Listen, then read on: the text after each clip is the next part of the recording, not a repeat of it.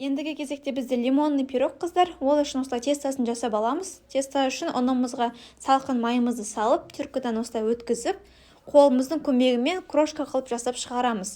Жақсылап тұрып крошка қылып тестамызды араластырып аламыз.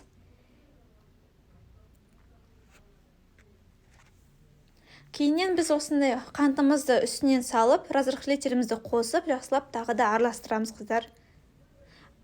Араластырып болғаннан кейін айранымызбен бір жұмыртқамызды салып, осылай жұмсақ қылып қамыр илейміз.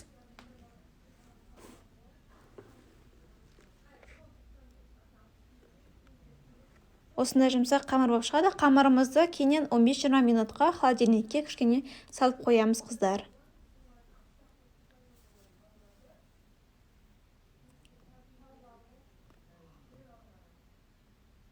Міне енді начинкасын жасау үшін бізге осында 3 лимон қажет. Лимонымыздың сыртын теркадан өткіземіз. Солай лимонның цедрасын жасап шығарып аламыз. Жақсылап тұрып, үшеуін өткізіп аламыз. Осындай терканың кішкентай бөлігінен өткіземіз.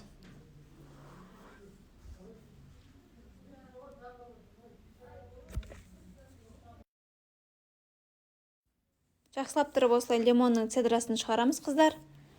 Теркадан мұқият өткізіп,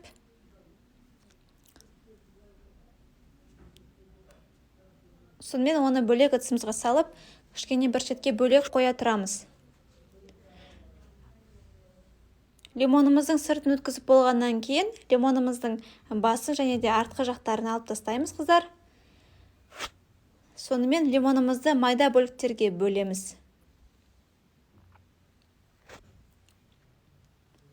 Майда бөліктерге бөлу барысында осының ішіндегі сүйегін, яғни косточкасын алып отырамыз қыздар. Сөйтіп майдарақ қылып, мейлінше бір ыдысымызға солай салып аламыз.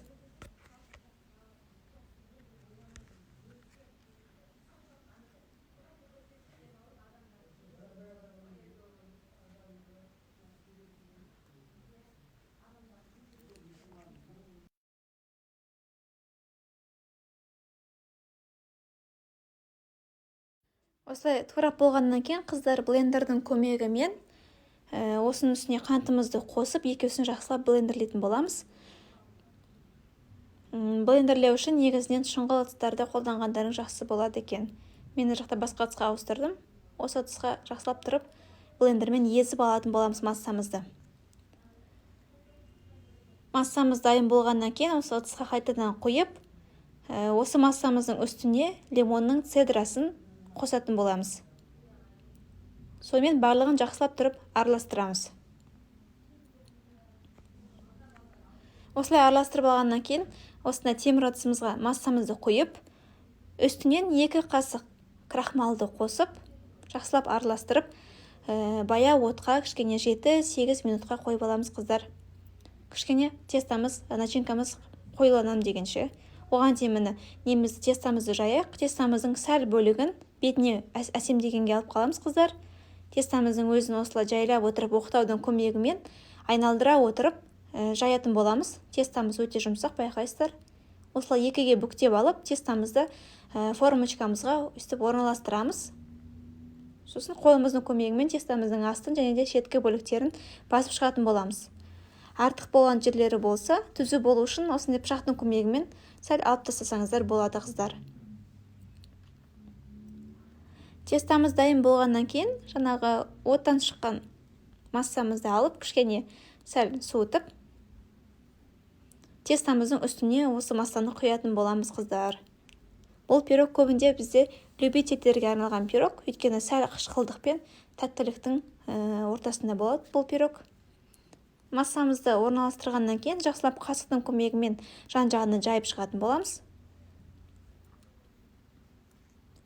Енді бетін әсемдеу үшін жаңағы алып қалған кішкене тестамызды оның көмегімен жайлап жайып, осындай ұзын-ұзын таяқшалар сияқты жасаймыз.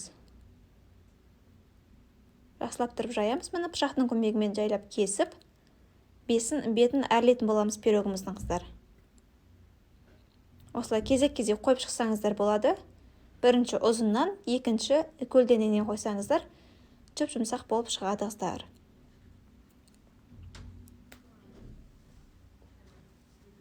Осылай қойып аламыз барлығын.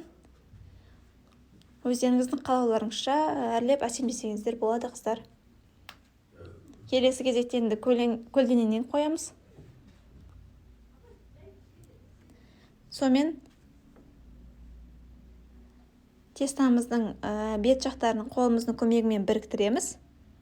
Сәл басып шығамыз, өйткені бір-біріне жақын болу керек, бір-біріне жабысып тұру керек. Сол себептен қолымыздың көмегімен кішкене басып, ең соңында вилканың көмегімен осылай түзулеп шығатын боламыз, қыздар. Пирогымызды енді пешке пісуге жібереміз. Дайын болған пирогымыздың бетіне сахарная пудра сепсеңіздер болады. Осылай формадан алу үшін кішкене пышақтың көмегімен бас жақтарын босатып, формочкамыздан алып аламыз. Және де астын да кішкене көтеріп жібереміз.